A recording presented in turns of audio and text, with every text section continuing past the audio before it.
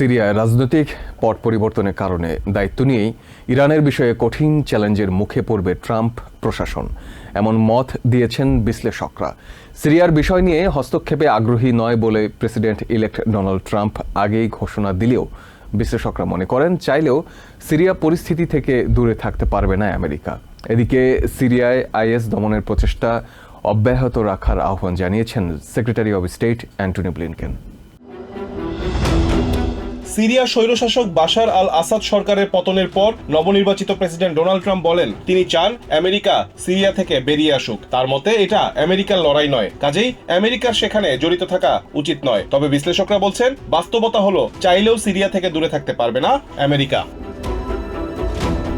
এদিকে আসাদকে ক্ষমতাচ্যুত করার জন্য ইসরায়েল ও আমেরিকাকে দায়ী করেছেন ইরানের সর্বোচ্চ ধর্মীয় নেতা আয়াতুল্লাহ আলী খামেনি। বিশ্লেষকরা বলছেন স্বাভাবিকভাবেই সিরিয়ায় রাজনৈতিক পট পরিবর্তন নিয়ে উদ্বেগে পড়তে যাচ্ছে ট্রাম্প প্রশাসন।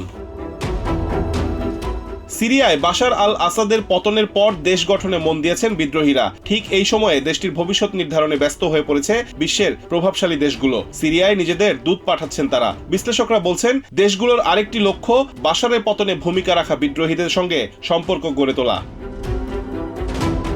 অন্যদিকে সিরিয়ার পট পরিবর্তনের প্রেক্ষাপটেই মধ্যপ্রাচ্য সফরে গেছেন secretary of state Antony Blinken. জর্ডানের বাদশাহ দ্বিতীয় আবদুল্লাহর সঙ্গে সাক্ষাৎ করে সিরিয়া নিয়ে কথা বলেছেন তিনি। শুক্রবার তুর্কির প্রেসিডেন্ট রিসেপ তাইয়েপ এরদোয়ানের সঙ্গেও এই নিয়ে তার কথা হয়েছে।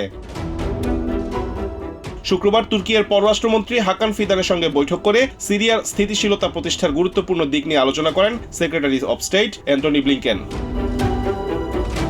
Rizwan Kader, TVN 24 news desk. New York থেকে সম্প্রচারিত টিভিএন 24 টেলিভিশন বিশ্বজুড়ে বাঙালির কণ্ঠস্বর।